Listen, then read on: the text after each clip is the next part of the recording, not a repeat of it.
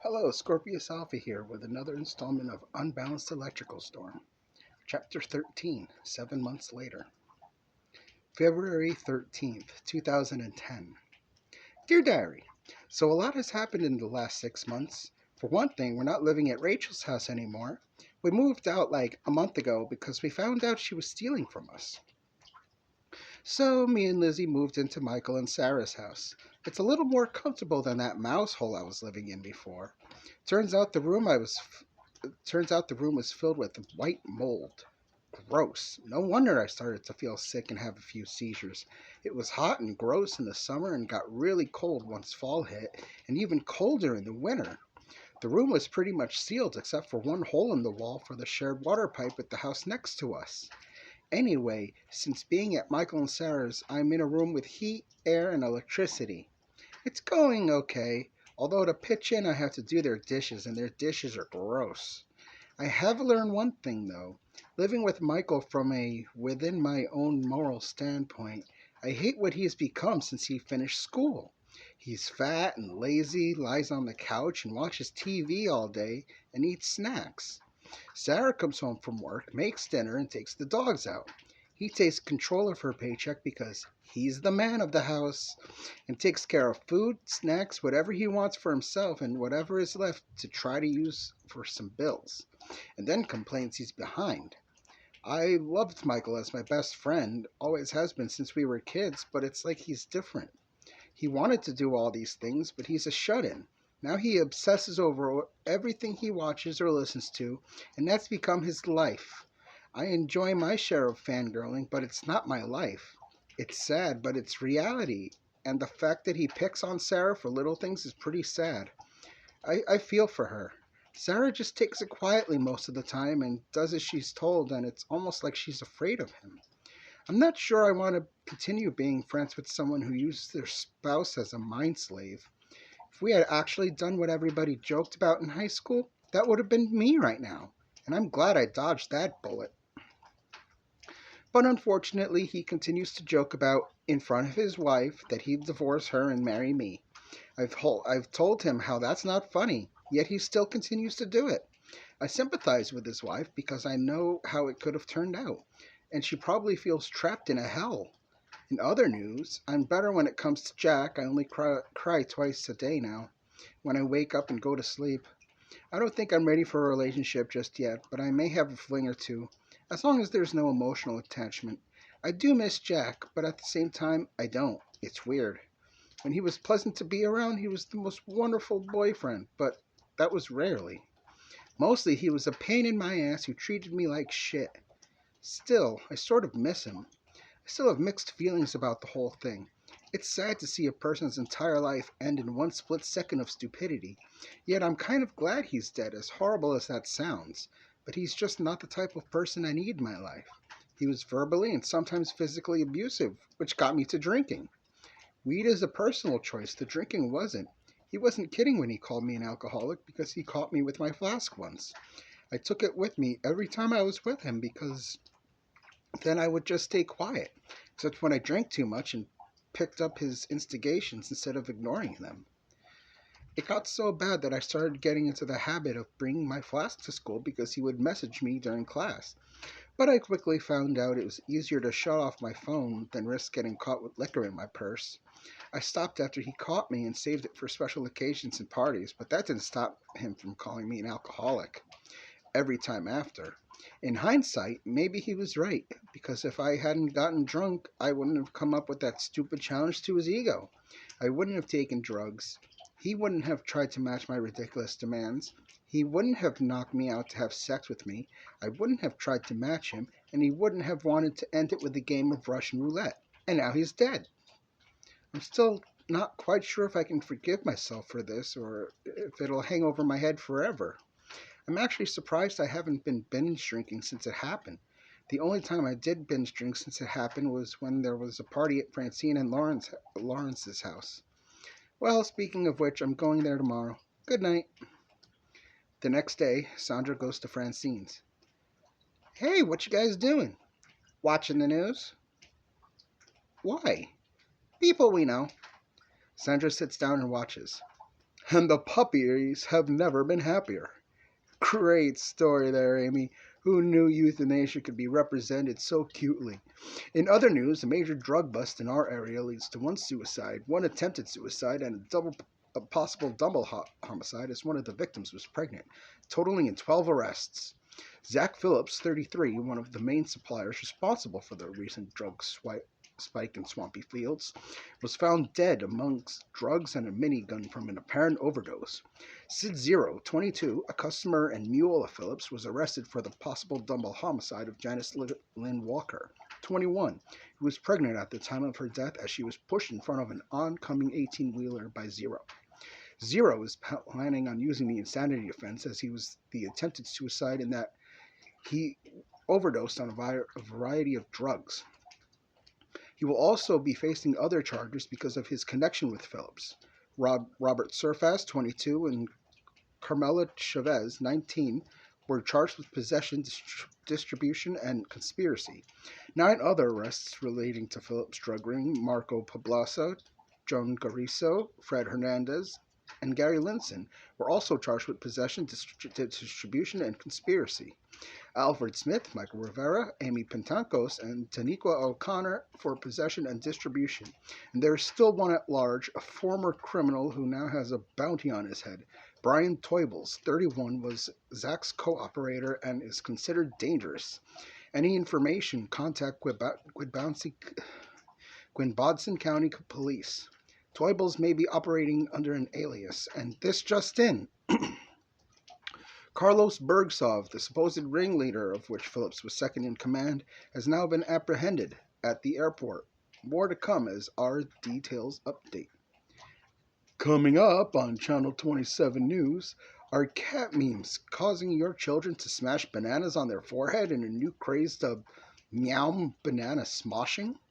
And a live report at the Geriatric Center for the Mentally and Physically Disabled as our own Stacy Pamos tells us about their 3-hour presentation of underwear after these messages. Mom, the cat is making that weird noise again, says kid number 1. The cat meows. Oh, it's just meowing, honey, says the mom. But it's scary, the cat meows again. Here, maybe this will help you feel better. The mom brings over a bowl of black and white cereal. Wow, Sergi O's, my favorite. There, are you all better now? No, the kid says with a smile. The cat bleats.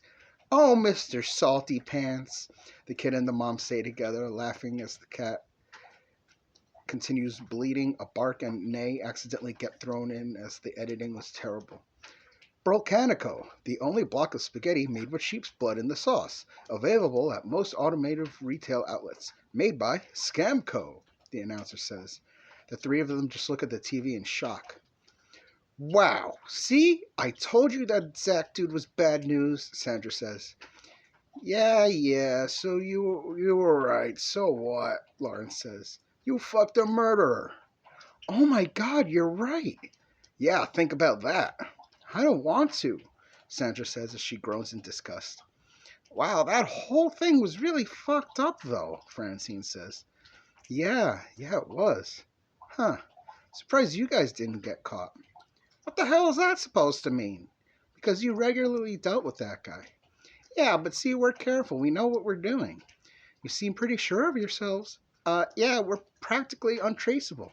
How? Just shut the fuck up and stop asking questions. We're fine, aren't we? Yeah? Then drop it. Fine, but where are you going to get your stuff from now? We got sources. Wow, you're pretty tied up into this, aren't you? Yeah, we got a good racket going on. And no one is a threat to you?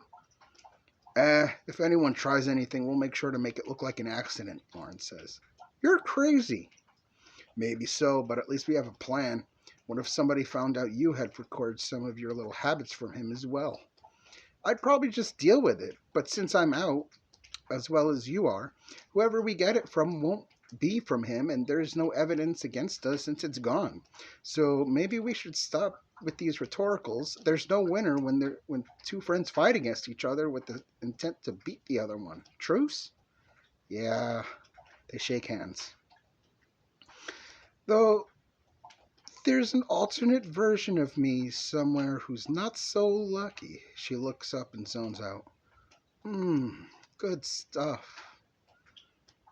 Think she noticed the difference? Francine says to Lawrence. Nope, Lawrence says. February 15th, 2010. Dear Diary, I can't believe I fooled around with a future killer. My life just keeps getting more and more ridiculous. I'm starting to feel more nervous than I used to, now that all this stuff has gone down. On one hand, I'm glad Zach's dead because I couldn't risk getting in trouble because I've met him more than once. Francine and Lawrence seem to pretty damn sure of themselves that they'll never get caught. What a load of bullshit. They're nowhere near as subtle as people in their position should be. This doesn't mean I'll stop going over there, though, but I will be more wary of the people that come over. I've seen some typical and not so typical addicts come over, mostly for weed or pills, but occasionally I don't see people leaving with anything at all. I really hope they haven't crossed over to the dark side and started selling the hard drugs. You know, it's funny, I went to school with almost everybody listed in the news report, and I never knew that this is what would happen when we became adults. I thought everybody would have a typical life with someone they love, with a normal job, maybe kids. I don't think I was expecting to go to school full of future criminals. Yeah, I expected a few, but the actual total of people that I've seen in the news since graduation is overwhelming. I lost count after 23 last year sometime. I don't remember. Anyway, I gotta get to sleep. It's getting late. We're supposed to be doing something really fun involving the hot air balloons that Lawrence's dad works with tomorrow. Good night. The next day, Sandra wakes up on Francine's couch. No one's up yet. She turns on the television and starts watching. 2 hours later, Lawrence opens up the door of his bedroom and waddles to the bathroom. Hey, sunshine. What are we doing today? Huh? I don't know. You said we were doing something today. Yeah, I lied. What? What the fuck? I don't feel like doing anything. He goes to the bathroom, comes out, and goes back into his room and shuts the door. 2 more hours later, they both come out of the room. You realize it's going on 8 o'clock, right? Sandra says. Oh, shit, really? Francine says. Yeah, you guys just wasted an entire day. Yeah, so? You guys on anything besides weed? What do you mean? Like, are you doing any drug that you wouldn't normally do? Nope. Know what? See ya. I'm going home, Sandra says, frustrated. But why? Because you wasted my time. See you later. She leaves and starts walking in the directions of Michael's house. On the way, she stops at the cemetery and searches for Jack's grave. She finds it and sits Indian style next to the headstone. Hey, it's me, Sandy. Just wanted to let you know that I'm not quite 100% over you, but I'm pretty damn close. To prove it, I'm going to start my hunt for a replacement. That being said, this will be my last visit so I can consistently achieve my goal without being distracted by coming to visit you and thinking about you. What you did was really stupid, and as cruel as it may sound, you deserved it. I'm no longer going to suffer because you wanted to be an idiot. Obviously, God didn't want us to be together, which is good news for me because this week was different from last week. I hope you understand, though you obviously have no choice in the matter. You'll have a spot in my heart, though it won't be big and may eventually disappear. But I'll never forget what you taught me. I can do better. Goodbye, Jack. She gets up and continues towards her destination to Michael's house. She stops for something to eat on the way and finally reaches the house and knocks. Michael answers the door.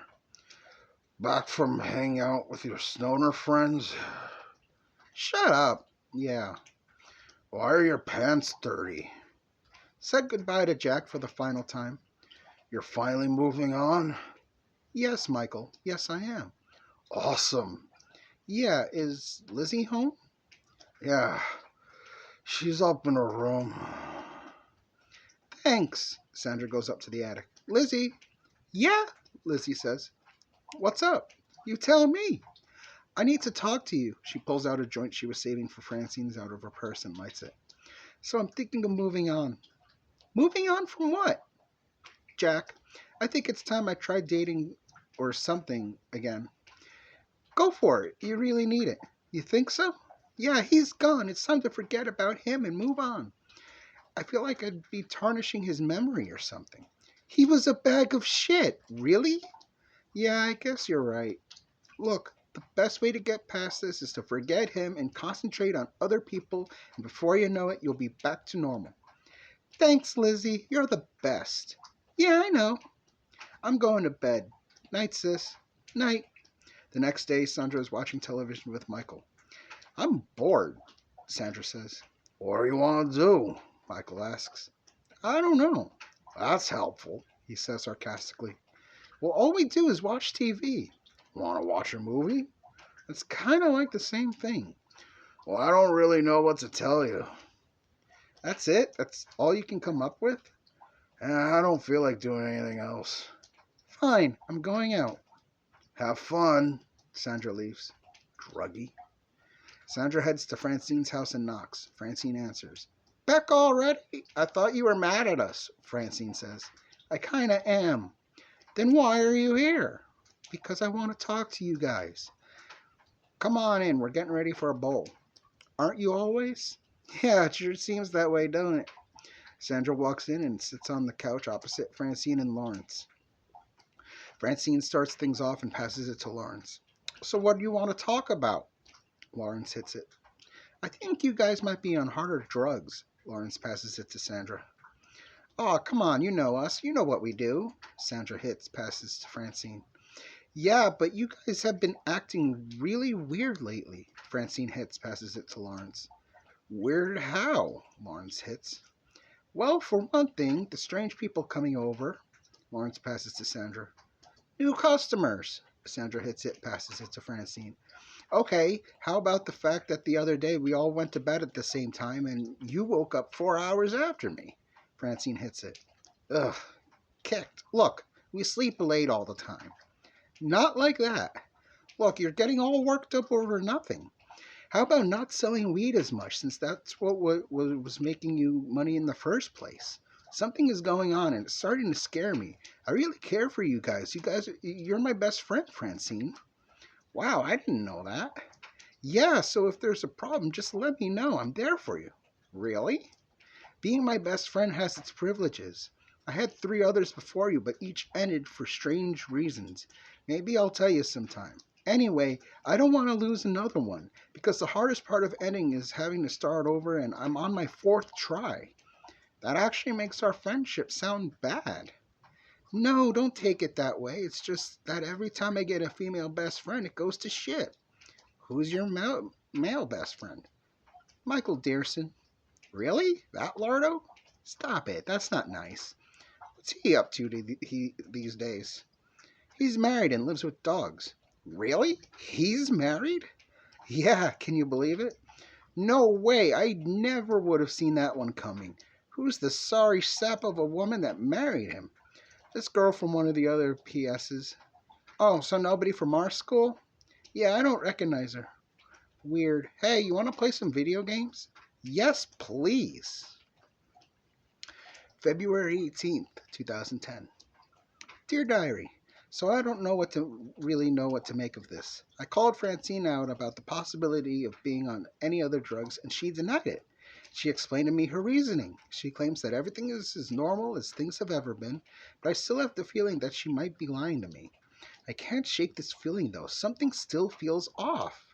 I know they've got to be on something because they get so stoned that they practically fall asleep. I don't know much about the harder drugs, but if I were to guess, I'd say either meth or heroin. They never seem to do it when I'm around, so it's hard to catch them, but hey, maybe they're telling the truth and I'm just talking out of my ass or just being paranoid. Either way, I'd like to be sure. Michael's house is boring as shit. I spend most of my time on my computer using the interweb's endless supply of information to learn absolutely everything about things that don't really matter or serve no other purpose than to entertain.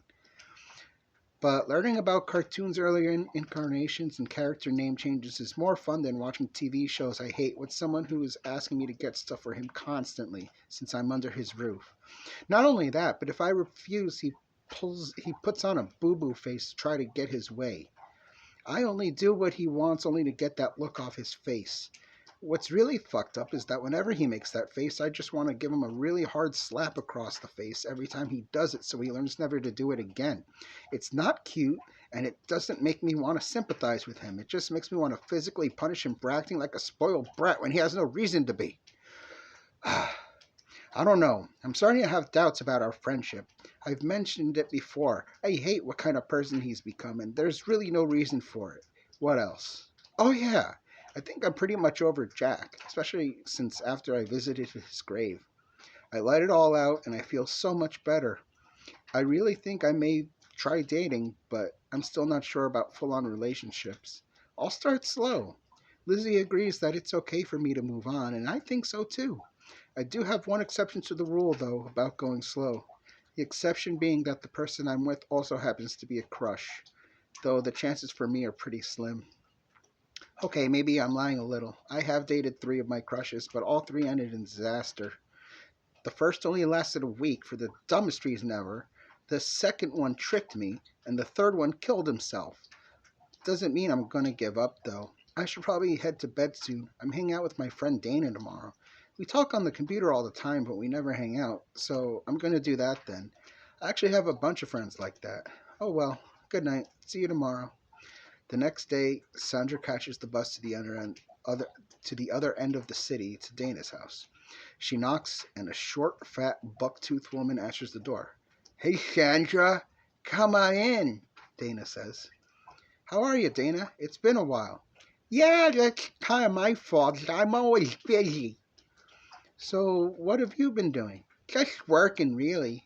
Oh, nothing else going on? Yeah, sorry. What's up with you? Well, Sandra recounts the past year.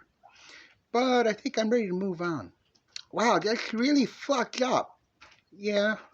Hey, maybe I can jumpstart your search. Huh? Oh, this friend of mine. His name is Seth. Oh, he's not really my type, but you might like him. Sure, I guess. Cool. I'll invite him over. Okay. Dana makes the call, and 10 minutes later, an average height redhead guy shows up. Hi, Seth says. Seth Sandy. Sandy Seth, Dana says. Nice to, meet you, Sandra says. Good to meet you, too, Seth says. Why don't you guys go for a walk and get to know each other, Dana says. Sandra and Seth go outside. They walk in silence for a while. You're very pretty, Sandy, Seth says. Did you just call me Sandy? Sandra says. Yeah, I did. I don't know you well enough for you to call me Sandy.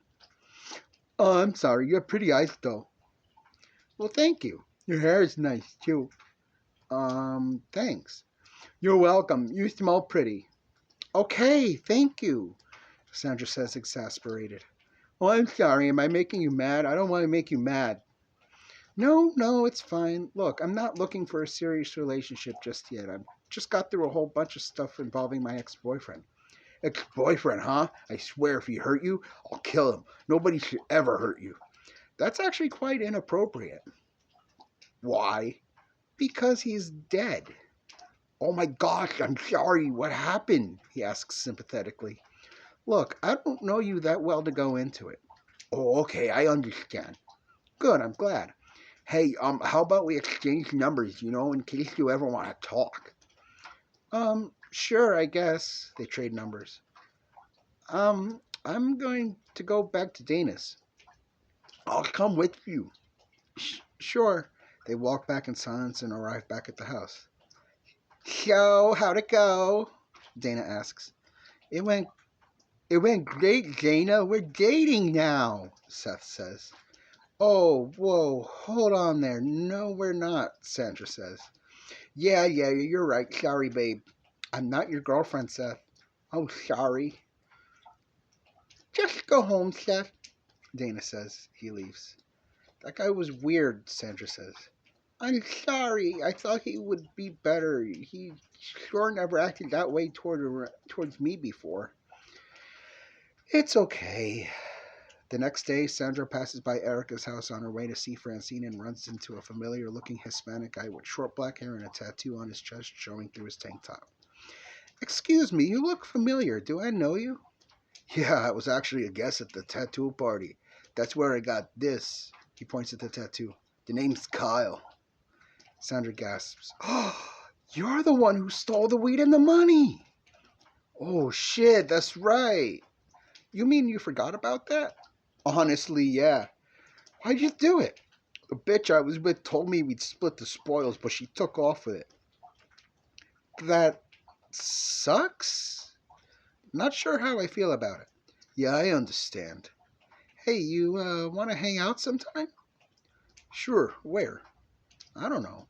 Come to my place. Sure. He gives her the address. When?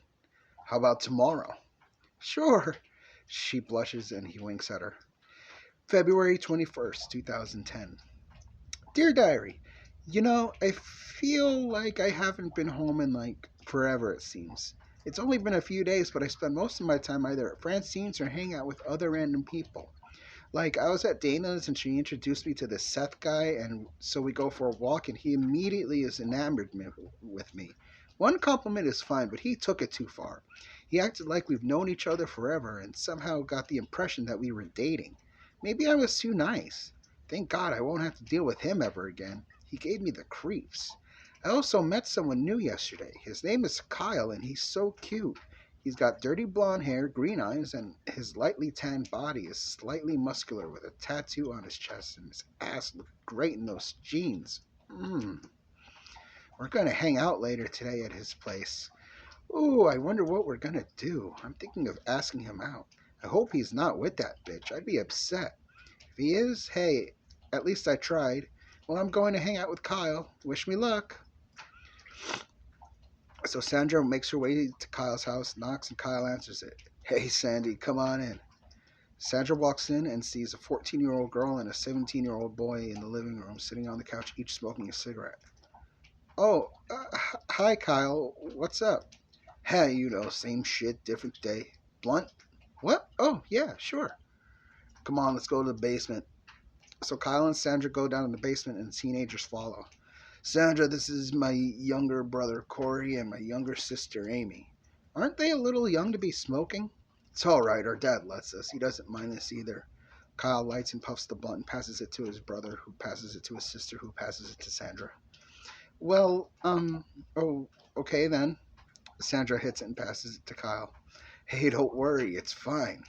Hit, pass. Yeah, but I mean, this is kind of out of my moral code. Everybody lives differently, he winks. Sandra blushes. Yeah, I guess you're right. Hit, pass. You're pretty cool, Sandra. Hit, pass. Okay, thanks, Kyle. You think we could hang out again soon? Sure. Corey puts out the blunt and lights a cigarette, and so does everyone else. You can have the roach for $5. Okay. She hands him the $5. Amy and Corey go back upstairs. Hey, you want to maybe go on a date? Sandra asks. Shouldn't I be the one asking you? I didn't know if you would. It's fine, I accept. Sandra gasps. Awesome! How about this weekend? Sure. Where? I, I, I don't know. I'll get back to you. Okay, sounds good. The next day, Sandra's phone goes off and sees that it's a message from Seth. She ignores it and her phone buzzes again, and again it's Seth. She ignores it and her phone keeps buzzing. Message after message. Her phone rings and she continues to ignore it. She walks out of Michael's house when she almost steps on a box with her name on it. She opens it and sees cupcakes. She brings the box to Michael and goes back outside and sees a rustling in the bushes. Seth, is that you? Seth pops out of the bushes. Yeah, it's me. How'd you find out where I live? I followed you, silly. Look, please, just leave me alone. For how long? Try forever. Oh, okay. He walks away. I hope he understood that, she says to herself. She sends Kyle a message to meet her at the movie theater that night at 8. He sends back a confirmation. Later that night, she stands outside the front waiting. She sends messages with no reply back and waits. When the movie is about to start, she goes in, buys a ticket and snacks, and heads in. She ends up watching the entire movie by herself, all while waiting for Kyle to show up. The movie ends and she leaves. She immediately heads to the bar and orders a beer. After 5, she leaves, goes home, and passes out on the bed. The next day, Sandra's phone goes off. She checks her messages and sees one from Kyle saying to meet him at his house. Sandra walks to Kyle's house and walks in. A high school party involving lots of teenagers who are doing large amounts of alcohol and using drugs is going on. What the hell is going on here? Oh, hey, you made it. It's my little sister's 15th birthday party, Kyle says. Amy runs up to Sandra. Glad you could make it, she says drunkenly, then pukes on the floor. Woo! She runs in the other direction. Where were you last night? I'm sorry, I got caught up in some shit. How about I make it up to you tomorrow? In the meantime, party! Sandra grabs a drink and intercepts a bong rotation, throwing in her roach from the other day. She looks around the room and sees Kyle's dad mouthing to Sandra, please don't tell anyone. She finishes what was left of the bong and goes upstairs to Amy, passed out on her bed. Uncomfortable with being there any longer, she leaves. The next evening, Sandra is standing outside of a bar waiting for Kyle. After about 15 minutes after his scheduled arrival, she goes in and immediately orders a drink. 3 hours pass before she finally decides to go home. She stumbles in the door. And where have you been? Drink, she burps. You said you'd be home at 2. It's 2:41 in the morning. Yes, so I walked home. How was your date? He stood me up. Again. Again? You mean he did this already? Yup. So why try again?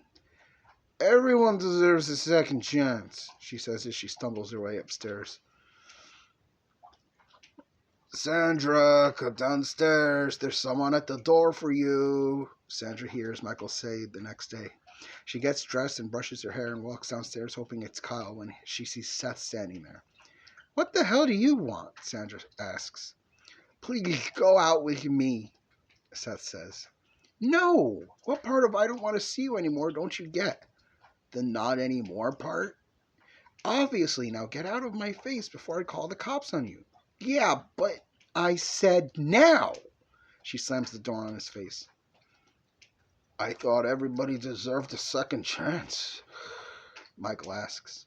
He already blew his before today. The jerk's been stalking me, and that was his final warning. Next time, I will call the cops. She checks her phone, and the only new messages are from Francine and Seth. I give up, Sandra says, exasperated. She walks back upstairs and lies back down. February 25th, 2010. I don't know anymore. I give up. Not completely, obviously. I still have my whole life ahead of me. I should choose who I want to date by sticking to people that I already know. Kyle stood me up twice with no reasonable explanation. He hasn't been answering me back at all. It's like he disappeared or something. Then there was Seth, who continues to stalk me, even though I told him to get lost already. I'll put off dating for a while and just focus on getting laid because it's probably a lot easier than trying to find a decent guy, and who knows, maybe I'll come across a good enough guy to date. But for now, I figure I'm just going to go to bars and flirt with who I want and maybe get lucky in the process. Well, tomorrow I start my adventure. I just hope there's not a bunch of gross guys there. I don't want a scumbag inside of me. Just a decent-looking guy would be nice. You know, the last time I got laid was the night Jack died. With Sid. It's kind of weird. One more thing. I'm planning on applying for a job soon. I can't keep borrowing money to do shit like this. It's moochish and I don't want to be known as a mooch. Well, I'm heading off to bed. The big night is ahead of me. The next night, Sandra goes to a bar and starts drinking.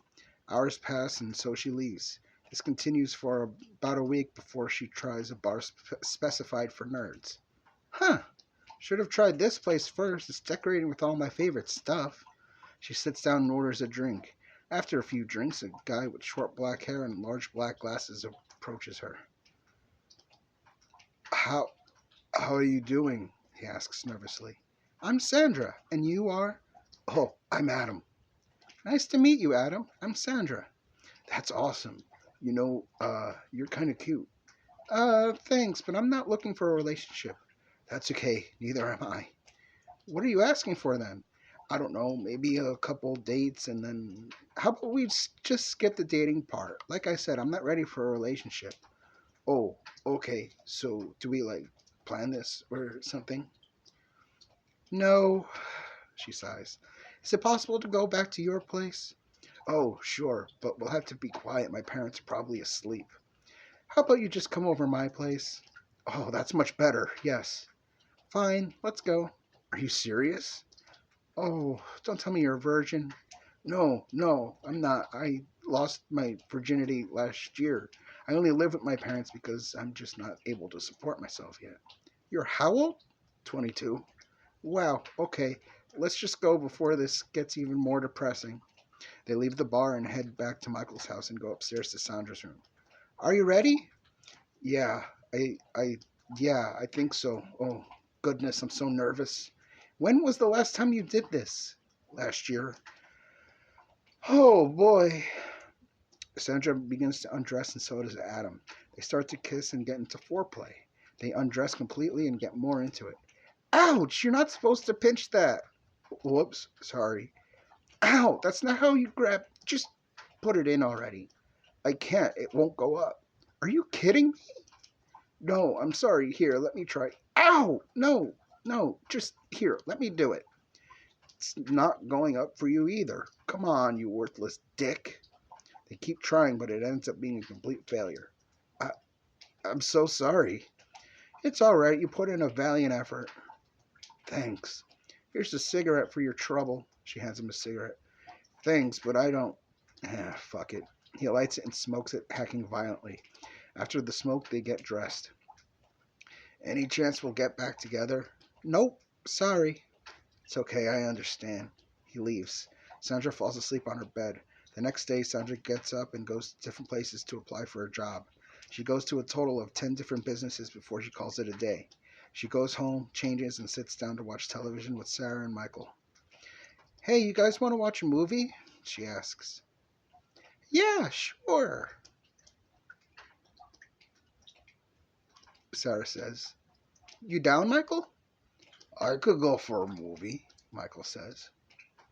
What do you guys want to watch? Sandra asks. Do you want to watch Phoenix? Michael asks. Oh, yeah, I heard some awesome things about that movie, but I've never seen it. Well, pop it in. Sandra finds the DVD and puts it in. You guys want a snack or something? Bring me my chips. I'll take my box of chocolate cakes, Sarah says. Sure thing, Sandra says. She goes to the kitchen and brings enough snacks and drinks for everybody. She sits down and they watch the movie. When the movie is over, Sandra claps. That was awesome! Didn't I tell you it was great? Michael asks. Yeah, you did. Oh, did I tell you I applied for jobs today? It's about time your lazy ass does nothing around here. What? Yeah, you're never home, and when you are, you don't do the dishes or take out the trash like you're supposed to. What about you? You just lay there like a lump day after day while she works her ass off all day and then cooks for your fat ass and then she does chores. If anyone is lazy here, it's you. How dare you? How dare I?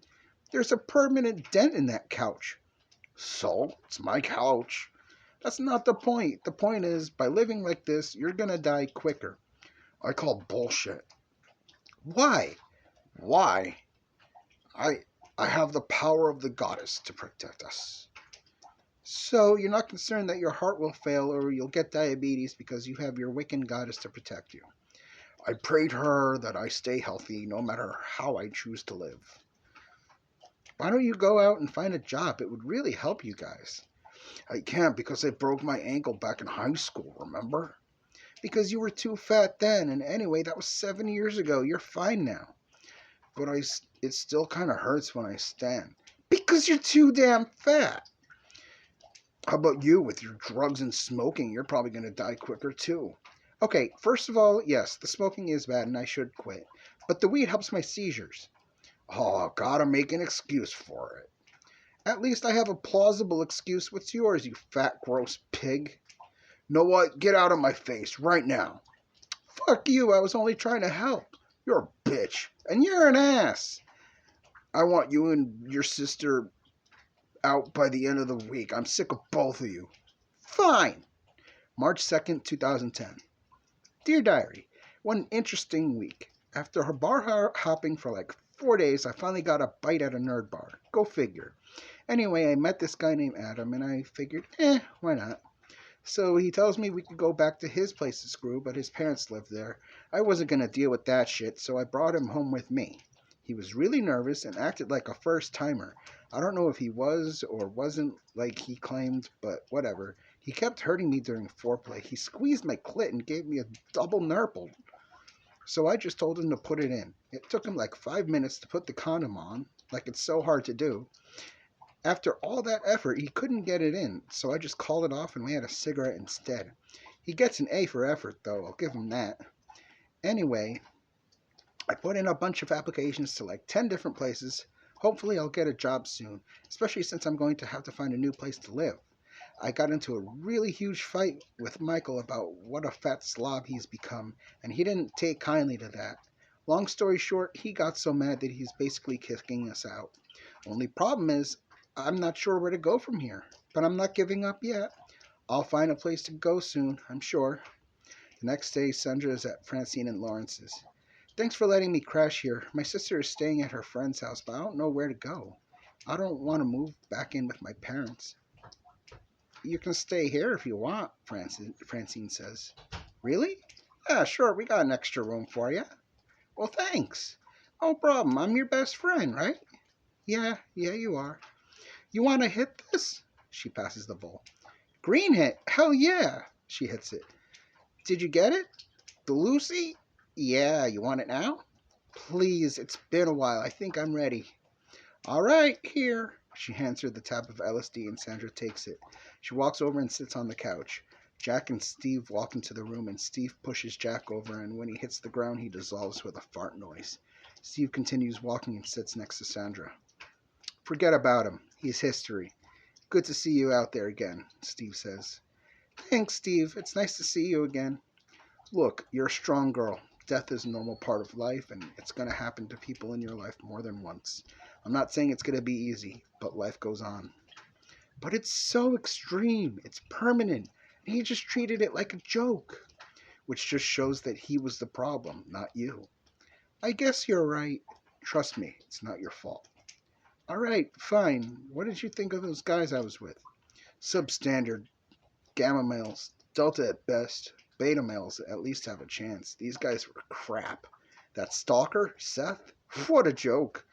Yeah, he was pretty pathetic. I'm so sorry about that nerd. Yeah, that sucked. Although I kind of felt bad about it. I can understand that. I'm sorry you were stood up. Oh, well, I'll survive. Yes, you will.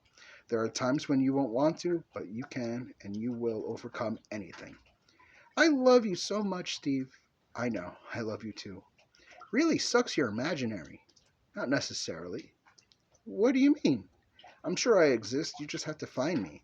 Although I'll be realistically someone else and not me, but you'll know it's me when you find me.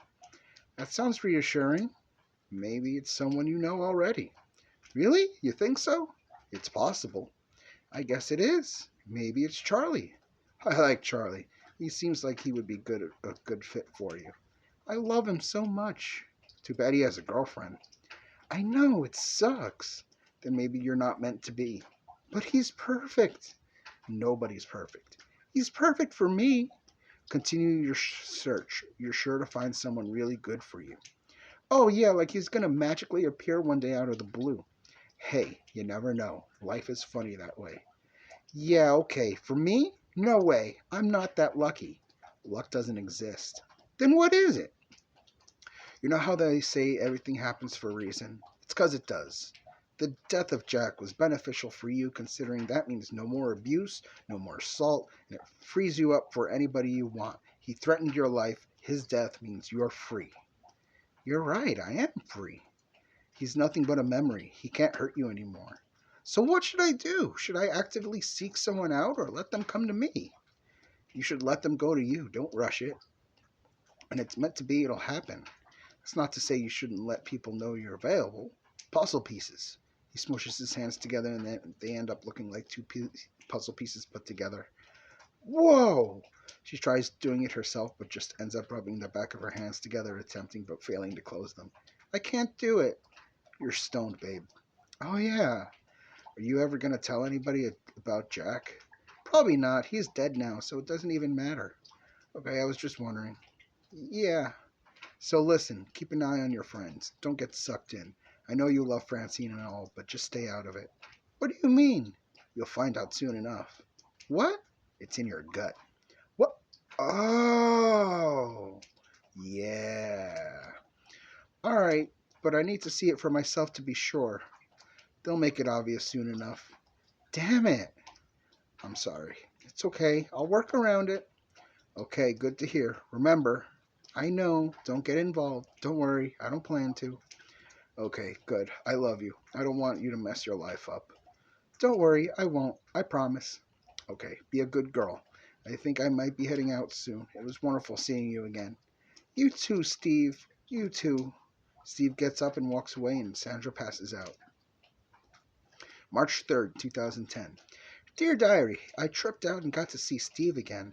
It's always nice seeing him, even though he's not real. He's right, it's time to move on. Fresh start, freedom. I actually feel better. This whole half year I've just been drinking and grieving over a piece of shit that abused me. I don't know why I loved him. He did horrible, sometimes illegal things to me, and I still stayed. Maybe he was bluffing, but that wasn't a risk I was willing to take. I'm glad he's dead. There, I said it. I hope he's rotting in hell for what he did to me, and possibly his other exes. I can't ask that slut he was with. She's dead too. I guess I'll never know. At least I'm still alive. I sort of wish I could have killed him myself, just because he was such a big piece of fucking shit. There's that anger and hatred I have for him. Fuck him. That felt good. So now I guess I just wait for someone who wants me. Like that'll ever happen. No, I know I can do better. I will do better. My next boyfriend will hopefully be my last, and he'll be perfect for me as I am for him. I know it's possible. Sure, life fucks you, but sometimes it surprises you too. Listen to me, like I'm actually talking to someone. I'm not one to fall in love with my diary like other girls. I just decided to record my life as it happens, and maybe, just maybe, look back and find answers to the future. But yes, I write like I'm talking to it. Who cares? Maybe my future generations will read my diaries and learn about what my life was like at the turn of the new millennium. They'll also learn about my love life. Well, guys, all I can say is that I hope it goes well. We shall see. We'll all see. The next day, Sandra wakes up to her phone ringing. Who's calling me this early? She looks at her phone and sees it's Sonia. Hello? Who? Really? You're kidding me. Seriously? I'll be right over. She gets dressed and gets to her parents' house where Kurt is waiting. Kurt, what are you doing here? Happened to be in town, so I'm checking up on old friends. It's so good to see you, she smiles at him. It's good to see you too. How long will you be in town? Just for the day, I'm just passing through. Oh, okay. Have you seen Michael? My God, what has happened to him? He got worse. I know, he'll probably be dead soon. Probably.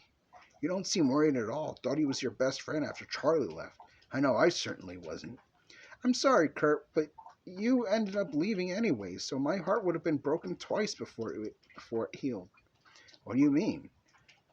Well, my best friend had left, and you ended up leaving too, so I guess I was better off not getting too close to you, which I guess was a good call. Yeah, well, here I am. Maybe we can get back to knowing each other again. Why? You're just gonna leave again? I'll give you my contact information, dummy. Oh, yeah, duh. March 4th, 2010. Dear Diary, so today was weird. I got a random visit from Kurt today, and I haven't seen him in years. We spent the day catching up, and I gotta tell you, it was really nice to see him again. I had almost forgotten what a cool dude he was. He turned out cute, but I'm way out of his league. He's smart, cute, funny, and we like a lot of the same stuff. I don't know. I don't even know why the thought crossed my mind. I'm not supposed to be ready for a relationship, right? Like I said, he's out of my league, so I guess I shouldn't worry about it anymore. And that concludes chapter 13. If you like the story so far, please subscribe.